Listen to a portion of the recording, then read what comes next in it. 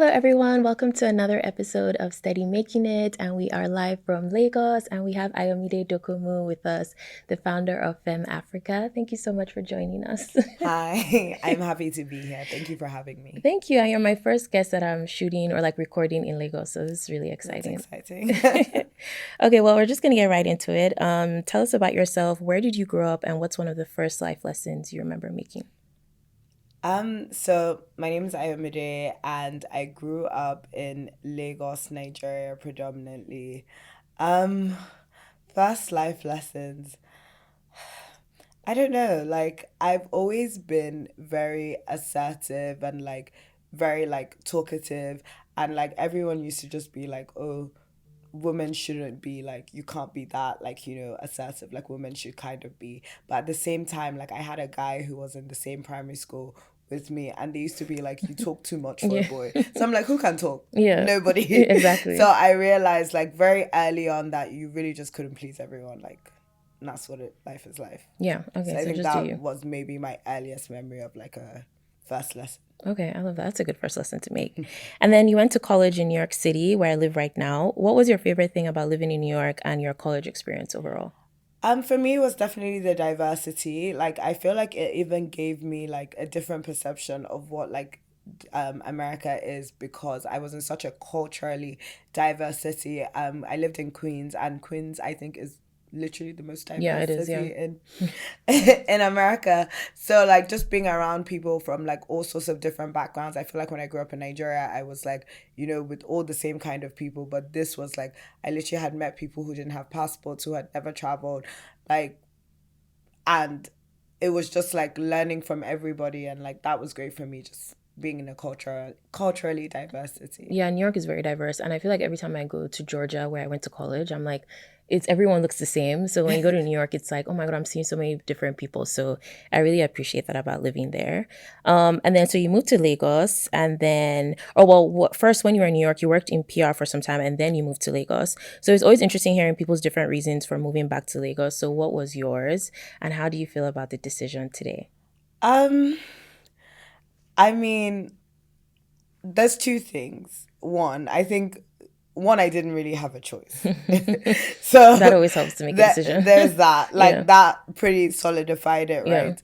But I'm very, very happy I didn't have the choice and I had to move back, because if I had stayed, I was applying for sort of jobs that I would have only been doing because I wanted to stay in America, and those were the jobs that were sponsoring, because I have a Right. Nigerian passport. And I remember I was interviewing for Deloitte for risk advisory or something, and I was like, You're not what am interested I in that. doing? Yeah. But it was at all costs, I just wanted to stay in America. But I'm happy it didn't work out that way. I'm so happy I came back. I got to spend more time with my family, and honestly, I don't regret that at all. That's good. That's good. Okay, that helps. That always helps when you don't have a choice and it's like I Yeah. have to go back. The decision is made for Made you. for you. So you moved to Lagos and then you worked at companies like Spice TV, Sound City, and Native Magazine. How were you able to network and land these positions just moving back? And what advice do you have for people maybe moving to a new country or coming back to Lagos on how they can start over and build a network? So I actually, throughout my life, literally from secondary school, I've always worked. So I interned when maybe I was in year 10 at Storm Records at the time.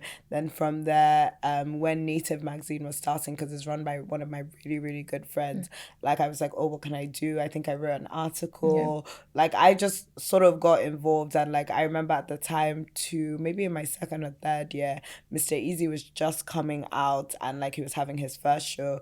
I sort of worked on that as well. So I've always just done things while I would come back, home. And I knew where I wanted to be, and I knew the kind of stuff I wanted to do. So I sort of worked in those areas. But as far as my job at Spice, I think I had a friend who was doing the job, and she was like, oh, she's leaving, would I want to do this thing? And it was before I had even moved back, and I was like, oh, because I'm just about to move back, who wants to just start Yeah, yeah. working? And they wanted me to work immediately, but someone at the time was like, better take it. Like, people are looking for jobs. Yeah, Like, exactly. how could you, So I took it. But while I was there, I was like, nope, I don't want to do You this. realize I you was the want to do it. social media manager. I was like, nope, I want nothing like to do. So luckily, I was able to move internally to like working with, forgot what his position was, but he's really high at Sound City. Okay. And they were launching an event production company called Exchange. Sorry, it's called Exchange. And then I was able to get on board on that team, and like, so everything else that I've done from there is literally just like networking. Yeah. And then, so what advice will you have for maybe someone who's moving back on how they can, and they're like starting over? Either they have a network or not really, they just know a few people. I'm big on like hard work.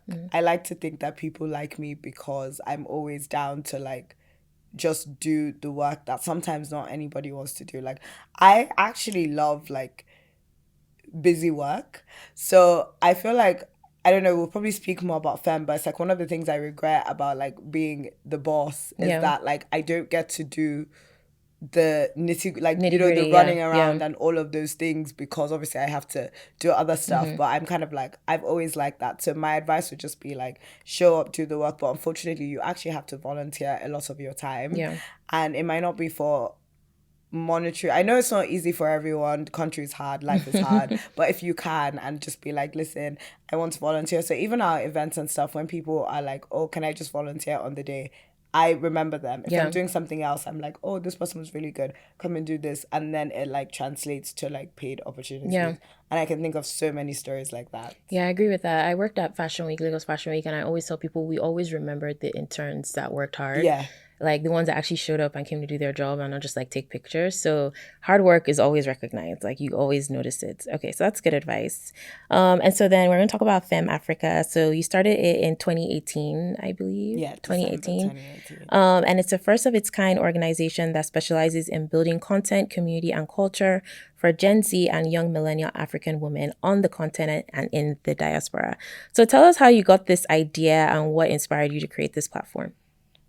Oh my God. So it's been an interesting journey, because when I first started Femme, I literally didn't think I was starting a business. Like, I just wanted to have a showcase to platform women who were in music and like female performers. So I think the first one we did was December 2018, and it was like just called the Femme Showcase. But I just had an idea for like an event, and I was like, okay, I'm gonna do this, invite people that like are in the industry, people that I've met like along the way, that sorts of stuff. So I did the first one, and I remember a lot of people were just kind of like, when is the next one? When is the next one? And I was like, this is a one-off thing. Exactly, right? But someone had come from Lipton, like a friend brought a friend who was like the brand manager. She was like, listen, like, I really love this. Like, if you want to do it again, we'll support you. So International Women's Day, I think that's usually in March. It's like, okay, maybe we do another one, and we sort of do it on like a, a better scale. I still didn't know a lot of stuff. Like, I was just starting out. So we did it, and like that second one had like Damio Nuru, Solis, cool, like just, a bunch of the women. And it was so good. Like, I would never forget that day, because obviously I didn't really know what I was doing, but like I just thought, oh, my mom, like, I was like, come to this. And like, that day, and I think Don Jazzy was there, Files was like, and I was like, little me, like, how did this happen, right? So it was really good, like, when I think about it in hindsight. Yeah. And then so you started not thinking it'll be a business. So how did you realize, like, okay, I can make this a business? It took me a while, longer than you would think, because maybe like 2 years in, like, I would still be having conversations, and it'd be like, listen, you have to decide, are you an NGO? Are you a business? Like, what are you? And I was like, okay, I'm a business that makes money, because it's more of like a passion thing of like, I wanted to platform these women. Yeah. I wanted to give them opportunities that they might not necessarily have had. Like, and they're all doing so well. Yeah. And they're different, like, so well. It's so inspiring to watch and be a part of that journey as well. But I had to be like, what makes sense? And also sit down to be like, what do I want to do in life? I've always cared about women. I love reading. I love what's it called? I love consuming pop culture and all of that stuff. So I then now had the idea for a magazine, which was kind of away from the music, but I was like, at the end of the day, that's another avenue for me to platform these female musicians. Like, if I have a content platform. So we created FemMag, and like that now became like an online publication for women. Oh, I love that. And you talked about like how it was like a passion for you. Because a lot of times we have like side hustles or passions. And then when we turn to business, we realize like, okay, now it's a business. I don't enjoy it that much. So like what advice do you have for people that maybe are thinking of turning something they're passionate about and like monetizing it? And like actually doing the thinking like, do I actually want to make this a business? Because it takes some of the fun out of it when you're actually like having to pay salaries and like show up for it like work.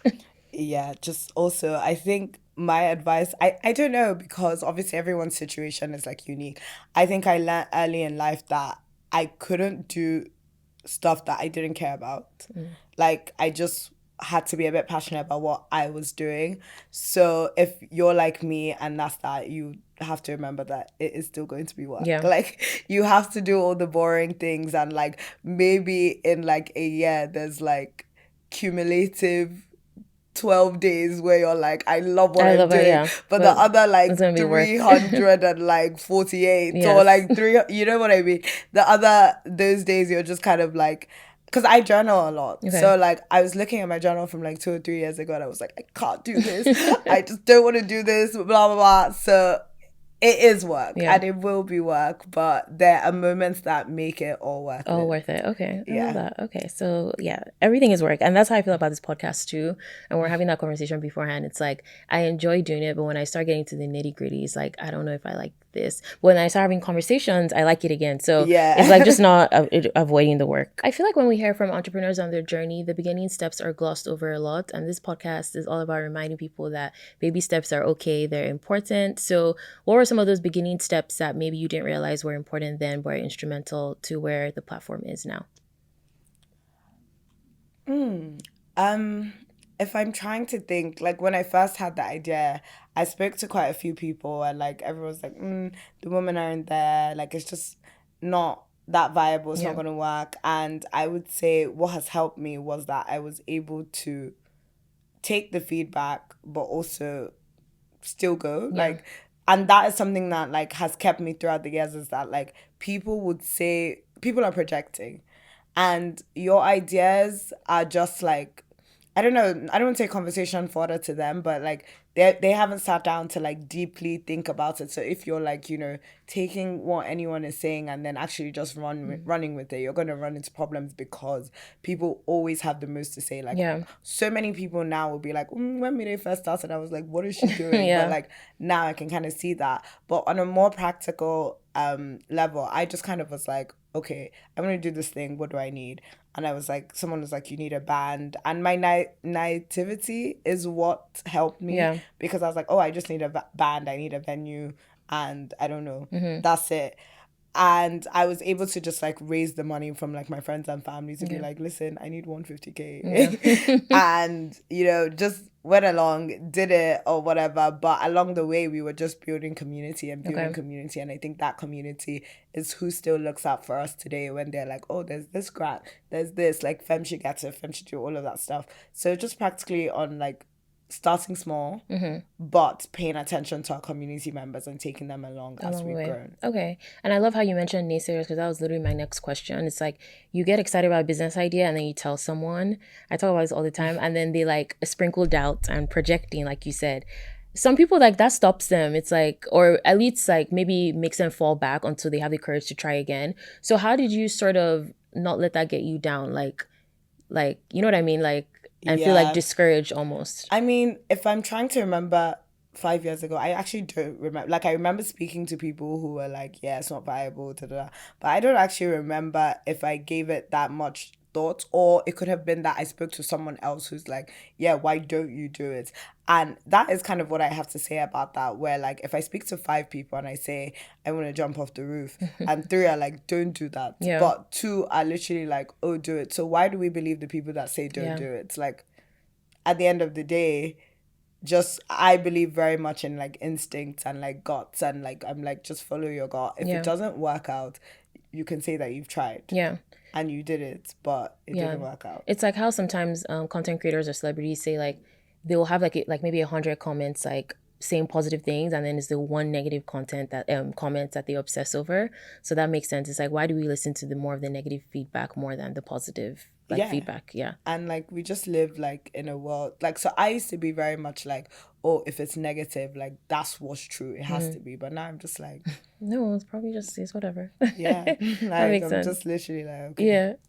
Okay, and then you also manage like a team of all women, I believe. And how is it for you, like being like in your mid-20s, like young CEO, and like managing your peers? Like, have you had any struggles with sort of like Ayomide, the CEO, and like Ayomide, you know what I mean? Like, how do you manage your peers, I think this basically? is such an interesting time to ask this question, because if I'm being so honest, I'm like going through a quarter life crisis where Okay. I'm like, I am too Yeah. responsible.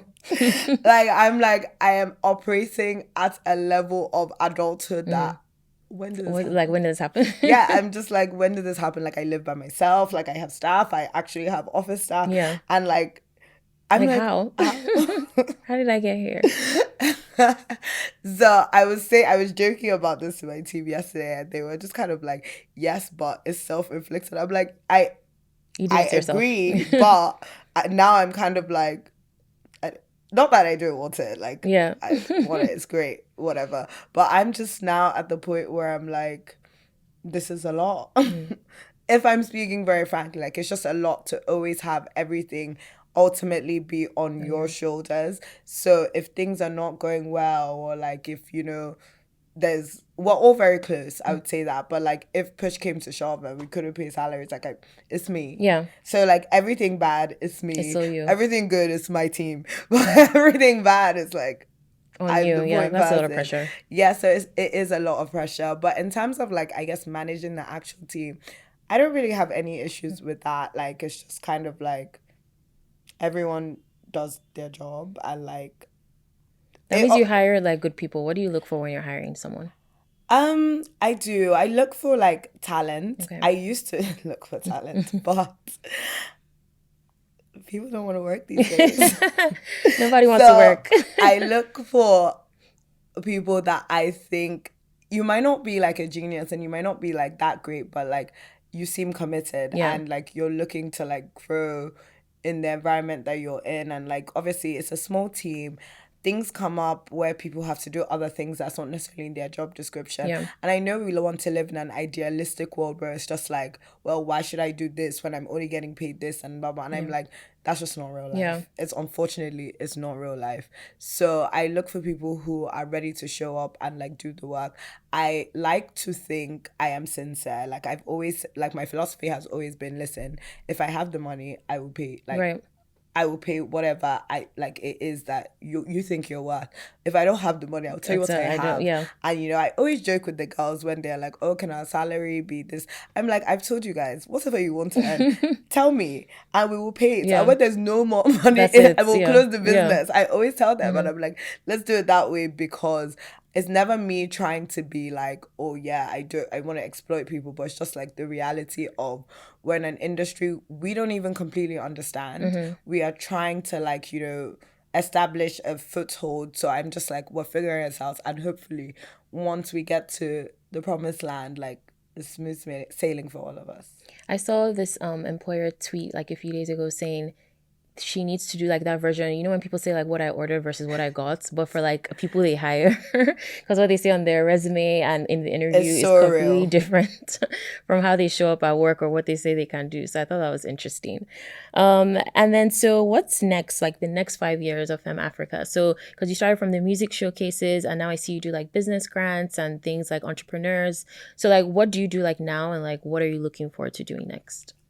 So ultimately the plan is literally just to follow like the whole journey from like a young Gen Z woman as she becomes like a millennial. Like I want her to be socially equipped in terms of like there's loads of activities and stuff for her to do with her friends, events, what it is. Then on the work side, we have like the business grants, we have loads of music programs. So we have like a writing camp, something called the Sound Lab, and hopefully we can expand that to other like industries and just do stuff in that way. And then also just to be able to continue to platform women. So this year, like we're actually really just big on beauty. Like our festival in March and FemFest is going to really have like big beauty activations, and also like focus on the music. Like the music will always be my first child, and everything else that comes will follow. But like first music, first people who want to get into the music industry, Mm-hmm. we will always be a pipeline. Then probably expand a bit to the creative industry Okay. and like just keep moving through stuff like that. Okay. So As you're long as we excited have when you think support. about what's coming next, or Yeah, okay. it's scary, but Yeah. like we've always charted our own course. Like I like to think like we created like I don't even know what to call it sometimes. Like I don't know what industry we're in. I'm Mm-hmm. just like, hey, we're in the business of women, Yeah. and not in like a I know, I get it. I get trafficking it. way. I know in a trapping away, not that kind of Not in business. that kind of way. And then so we like to talk about mistakes because everyone makes them and it's fine. What are some mistakes you've made building Femme? And like how did you overcome them? What are some mistakes I've made?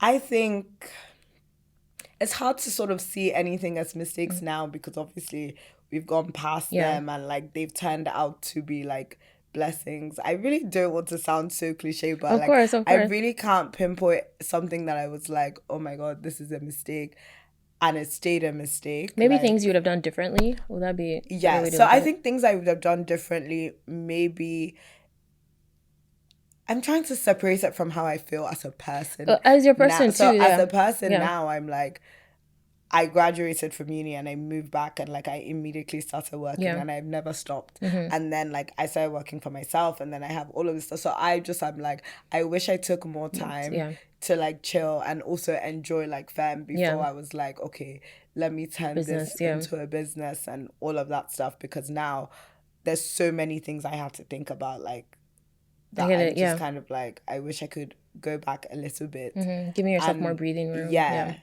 so maybe that's what I would have done like differently, Okay. but I can't complain.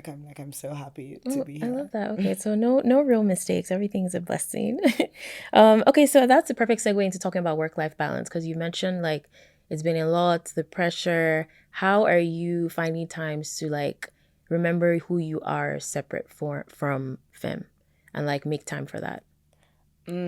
So, I mean, thankfully, like in terms of like the workflow and the work, it's like it's pretty. I think we have a good balance. Okay. Like we're in the office Monday, Tuesdays, and Thursdays, and like Wednesdays and Fridays. Like we work remotely, Okay. but because I'm able to sort of make my schedule like that on that end is fine. But I also try and just like do like I play tennis, I Okay. go to gym. I'm like okay, I have a very active social life, so I'm Yeah. like okay, there is that sort of like balance there. And again, honestly, I can't complain about it. Like I just have a good time.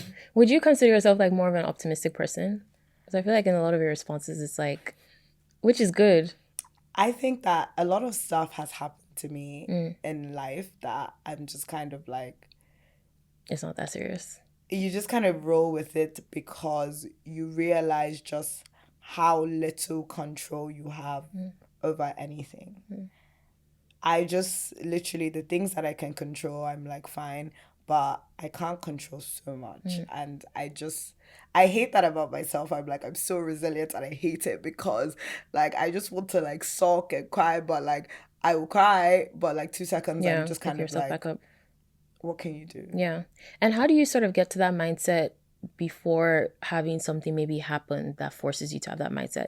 Because like sometimes you tell people like it's not that serious, things could be worse, but people don't believe you until the worst happens and then they're like, right. So do you think Yeah. it's possible to get to the mindset you're at if you didn't experience something that made you realize like, It might be, yeah, but like from personal experience, like it might be. mm-hmm, It's just different things for different people. Like right, mine came through like personal experience. Like I've experienced a lot of loss, and I'm like, life is just so like fragile. yeah, It's here one day and it's not. And like my personal philosophy is like, I am here to do something great, and I will continue to do my best to achieve what I'm trying to achieve. Like I just feel like I was born for something, and I'm gonna do what I can to fulfill that. I love that. So you're very Literally. intentional about going after what you want.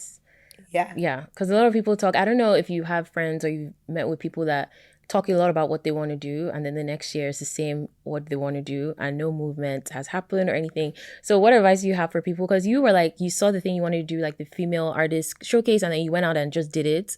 So, like, how do you handle or give advice to people to people that just talk a lot without the action, and they're like, I want to do this, I want to try it, and then next year it's the same thing, because I have very little patience for it. But Yeah, just wonder what unfortunately, you think it's about it. oh sorry. Unfortunately, it's just not that profound. My whole thing is just like, just do it. Like, just start. Yeah. Like, every time someone tells me, "Oh, I want," and I'm like, "Okay, what is it that you want?"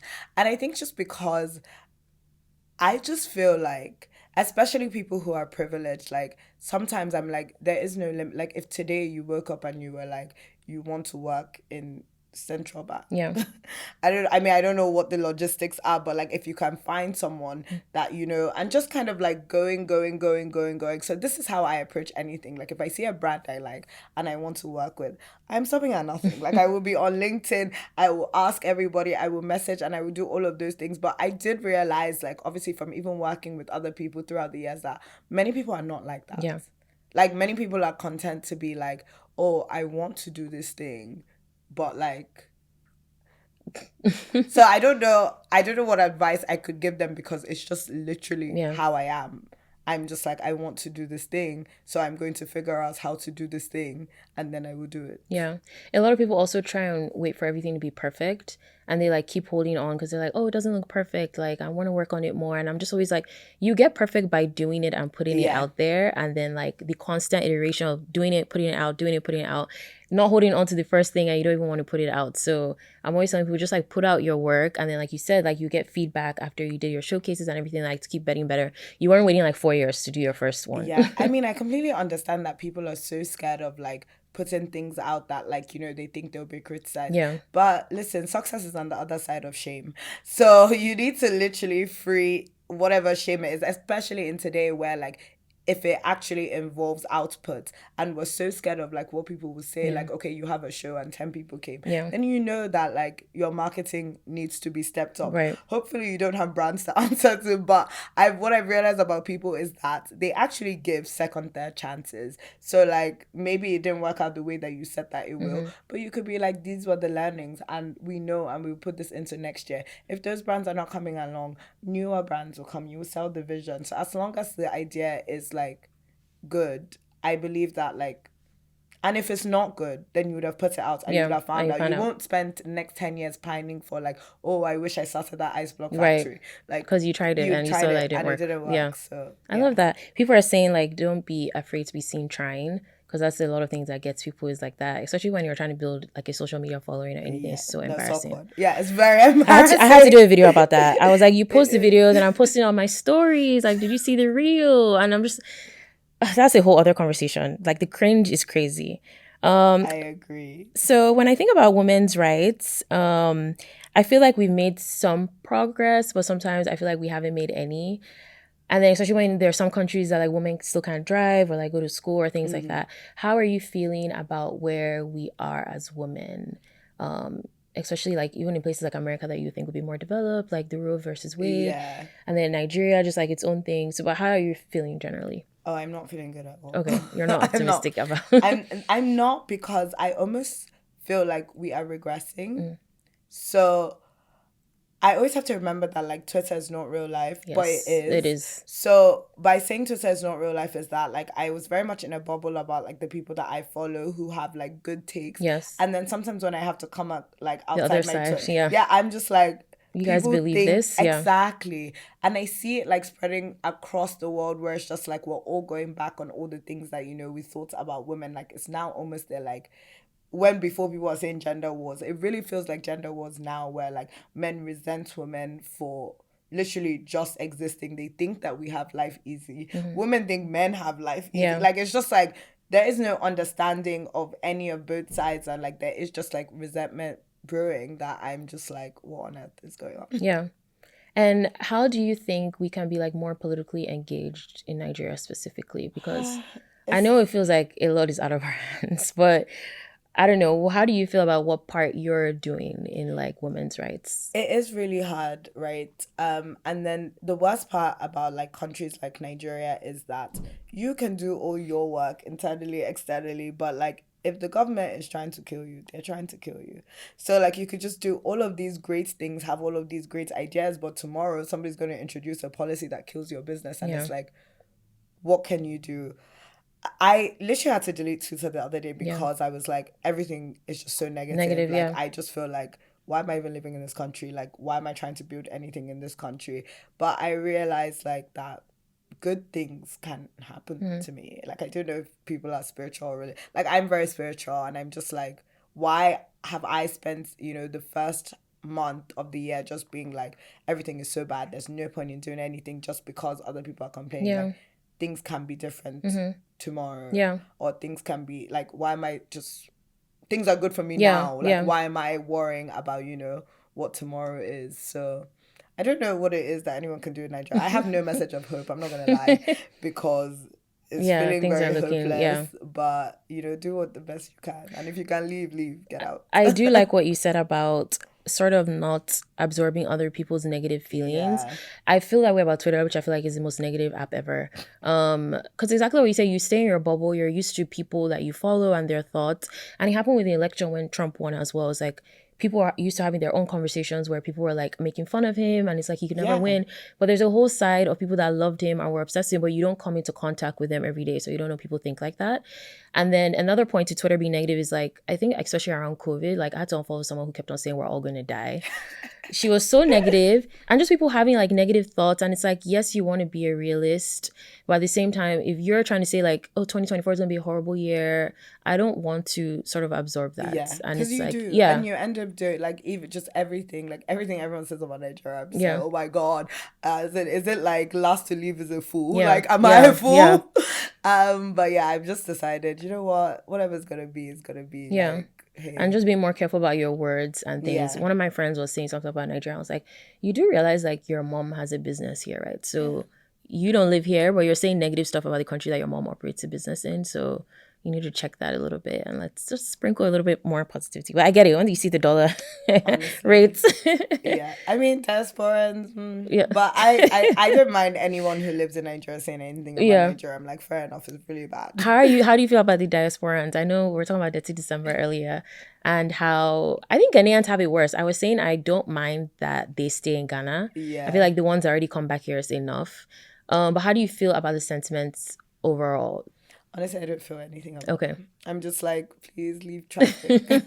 Leave me in my traffic. But I do understand that, like, if I lived abroad, I would feel like I would want to connect very much, like, with home. Yeah. In fact, one of the reasons I live in Nigeria is because my friends and my family live here. And, like, I understand wanting to be a part of, like, a Right. culture, like, and how living, like, abroad can be kind of lonely Yeah. because you're literally in another person's, like, country. Yeah. So I get that, and I'm sympathetic to them. But I'm like, you're earning Yeah. dollars. I need dollars. Joke. Okay. So I'm turning the big 30 this year, 30, and I literally remember turning 18 and it's like crazy that I'm here. How do you feel about age overall and like getting older? Because some people are like scared of their 30s or just getting older in general. Some people are excited. How do you feel? Yeah, I think I'm more just like confused because like if I met a 21-year-old today and they were like, oh, I'm 21, I'll be like, oh, same. Yeah. And then I'm It's like, like I no. haven't been 21 for like 5 years. Yeah. Oh, 6 years. Like, I haven't been 21 for a long Yeah. time. So I'm like, it's honestly crazy, but it also has forced me to sit down to be like, wow, I keep saying I'm not an adult, but I am You are. such an adult. Yeah. And I am living like such an adult as well. So it's very interesting, the concepts of like age and time, because I don't really feel like, I don't know, like I still feel young, Yeah. but I'm obviously more conscious about like where I am in life. Like, I'm like, hey, like both my parents are late. So I'm kind of like, my life is in my hands. Yeah. Like, I don't have any sort of like inheritance. Like, I don't have anything waiting for It's me. just Like, you, yeah. I am responsible for myself 100%. So with that, I'm just kind of like, I'm going older. I mean, luckily, I don't have any kids as well, so I don't Yeah. have that much Think to of worry that, about. yeah. But like, that's the only kind of like way I see age, where I'm just like, I'm growing older. Like, I don't know what my future holds. I'm not tied down to any like sort of reality of, oh, I'll find a husband and we'll marry. Like, if I do that, that would be great. But like, I know that at some point I want a kid. I'm gonna have a kid, and I will be responsible for the kid, and I have to pay their way. It's not just about me. So Yeah. that's what I think about in terms of Getting age, older. where I'm just kind of like, am I going to be able to create the life that I want for myself? Other than that, like, hey, It happens. It happens. That Like makes we're getting sense. older. I like that mindset. And then so thinking about like age and accomplishments, like I feel like we're so used to wanting everything now. Like you have the Forbes 30 under 30 list. Like people want to be driving the Mercedes now, like have the vacation, the job, everything. What is sort of your mindset, especially now you have this company and you have a team and you're not even 30 yet. So how do you feel about age and accomplishments? Like, do you have put pressure on yourself to accomplish certain things by a certain age? Do you feel like, oh, now I've done this thing, like what am I going to do next? Yes, definitely. Like, oh, am I going to be doing this like for the rest of my life? Like, what would that look like?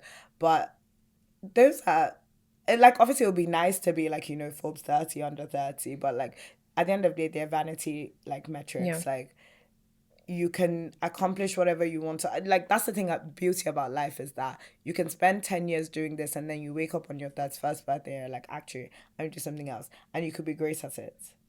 So just try not to tie too much to the idea of age. So even like I know like some of my friends when it comes to like women and biology, and like they're kind of like, oh, they don't care that much about getting married now. What they care about is like kids Kids, and right? all of that. So I'm like, unfortunately there's something that we have to think of Yeah. about as women, but just don't. Not everyone, like I'm so like liberal in the things that I think. I'm Yeah. like, if I can't have a baby biologically, I will adopt. Like Yeah, to yeah. me, I'm just not tied to like One I certain have way of to doing do things. this Yeah. because time is running out. That makes Like sense. it's just what it is. But I understand that many people are not like me, Yeah. so I don't know what to tell them. You'll tell them that works I for don't know you. what to tell them. And then something I've been discussing a lot, someone was asking me yesterday about like adult friendships, because like in college or like wherever, like boarding school, whatever, you're used to like living around your friends, seeing them all the time. They have all the time on the phone. And then now we're getting to the age, they live in different countries, they're getting married, they're becoming moms. How have your friendships changed over the years? Would you consider yourself I know people say low maintenance friend, which I have my qualms with that phrase specifically, but how have your friendships changed?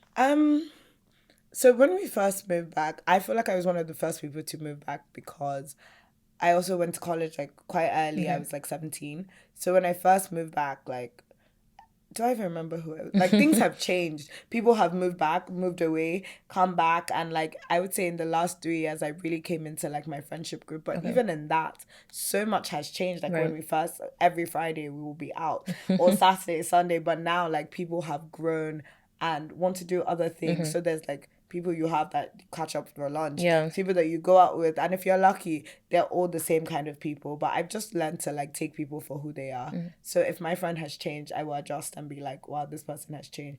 But I feel like everyone always feels a way. Like one of my greatest fears, if I unpacked it in therapy, was that I will be the friend that still just wanted to go to the club. Yeah. And all my friends had moved Moved on, on. because I'm like, I love a good time. Yeah. But like you adjust and you also meet new people. And you too, one day you'll be tired. Yeah. So I try not to put too much pressure on myself, because the world is so hard that I'm like, listen, There's whatever, yeah. I have to be Give them easy. grace. Yeah, give them grace, give myself grace, and like that's it. Honestly. And with the meeting new people are always asking like, how do they make new friends? They say Lagos girls are not friendly. This girl did a TikTok about how Lagos girls are not friendly. I saw. Yeah. So how are you open to making new friends? How have you made like new friends here? Like what's your approach, or like what advice do you have for people that are like just trying to meet new people? I'm definitely open to making like new friends, but I struggle with stepping out from my routine of like what my life is. Yeah.